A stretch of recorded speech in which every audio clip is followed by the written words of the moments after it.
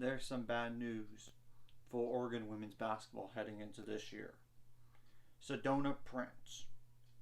She's now out for the year with a elbow surgery to repair a torn ligament.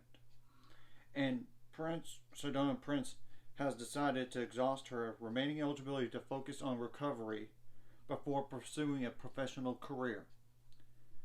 You know what this means in the short term? Their depth from 11 players now has become to 10. And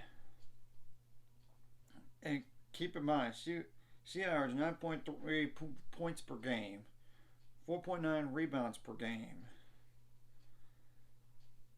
1.3 steals per game. She's 6'7" as a forward. 1 turnover per game, 2.4 fouls per game. 0 for 2 for threes, but she doesn't have to be known as a 3-point shooter. But 4 for 59 on free throws. So that is some lost production there. And I do know that she was she was like the fourth leading scorer last year. But the question is, do they return? How much do they really return?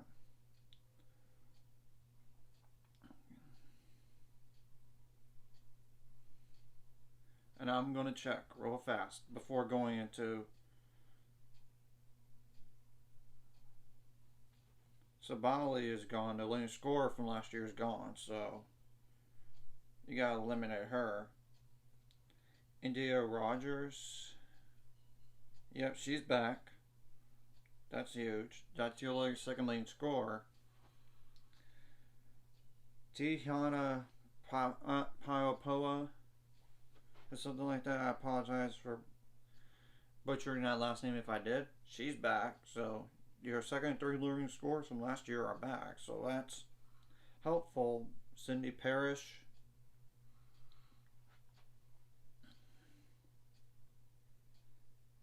Nope, she's not. She's not back.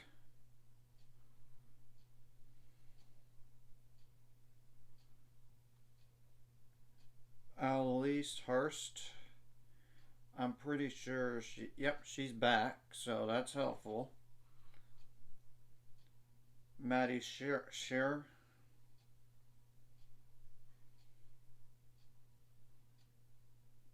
Nope, she's not back.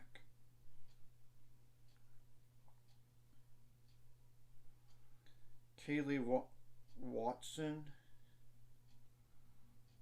She's gone too. So yeah, obviously they lost some players. Filipina Kei. Yep, she's back. Luckily that's 6'8" at forward. So they do have like a freshman coming in that's 6'7" at forward, but maybe now she has to play more than probably expected. Chania Pinto. Chania. She is gone. So that. Taylor Bigby. I don't. She's not back. So yeah. Shane Diffasat, see? She's gone too, so as you could tell, they lost some players. But Taylor Hosendove is back though. They do have some players in like one like a really good freshman from Texas. From Toledo, Ohio, and Grace Van Sluten. So now, in terms of like depth, I already talked about the roster difference, but how many forwards/centers? 2, 3, 4 of them now. Not a lot of depth, but they do have some guards that are 5'11". They have like a 5'11" guard, 5'9". 5'7", 5'9", 5'9", 5'11". So they're probably gonna have to more like use three guards in the lineup now, I would think, or maybe even four. There's to play like a four out, one in, just help their depth. But I don't know. I don't know what they're gonna do. Now, in terms of the schedule, they do have some interesting games. Like North Carolina is a non-con game. That's even in Portland. Then you have to play the winner of Iowa State versus Michigan State. I bet that'll be Iowa State. And that's not going to be an easy. Two hard games right there. I mean, I'm not going to say Northwestern Seattle at home you don't have to worry about. Southern on the road you shouldn't worry in theory. Or Southern Utah because parity does happen. Anything could happen in basketball. There's a lot of parity in the game. I mean, then it's Portland and Eugene, Oregon State, of course, in the regular like Pac-12 play. Eastern Washington, College of Charleston. They do have two other non-con games in Arkansas, and depending on the result, USF, University of South Florida. That's a good team. And Ohio State, which I believe Ohio State made the NCAA tournament last year, if I'm not mistaken. Let me go look into that real fast. Yeah, they're preseason number 14 in the country right now. So that's a tough game right there, no matter what.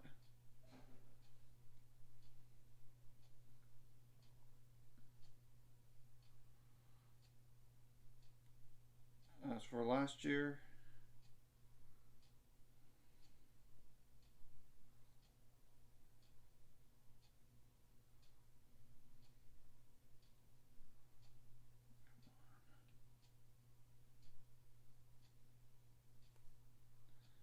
I'm gonna have to just do it like the old, not really old fact. They were 25-7 last year. Ohio State was, and they made the NCAA tournament. So, yeah, that's a quality team, and they almost beat Texas too. So you got yourself some interesting non-con games. Of course, it's not even mentioning like I know UCLA did make an NCAA tournament last year. It made a WNIT though. Arizona State, USC, then on the road against Arizona State, Arizona, Washington at home, Washington State at home, and then Oregon State at Oregon State, Cal on the road. Stanford's going to be a tough one though, and that's even at Stanford. Colorado, they were an NCAA tournament team last year, I believe. Utah is like a receiving votes team. US on the road to USC and UCLA, then on the road against Washington State and Washington, then home against Arizona and Arizona State to finish the year. So, and the Pac-12 as a whole has some good teams this year, like Stanford, of course. I know, or I got to check on the preseason poll again. Oregon's like number 20, but we'll have to wait and see how they do.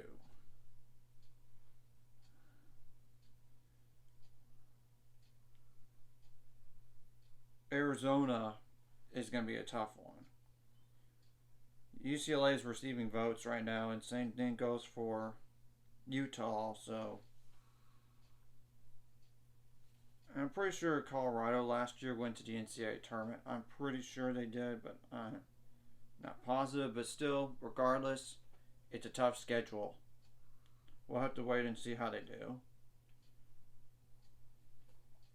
Anyways, if you like this content, hit the like and subscribe button. And see you guys later. That's going to be to 400 subscribers and more by the end of this year.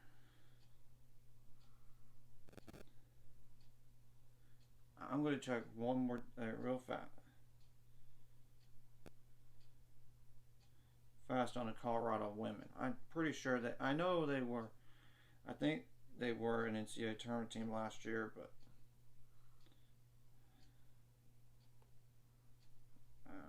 positive. Yeah, they were 22-9 last year, so they were a good team.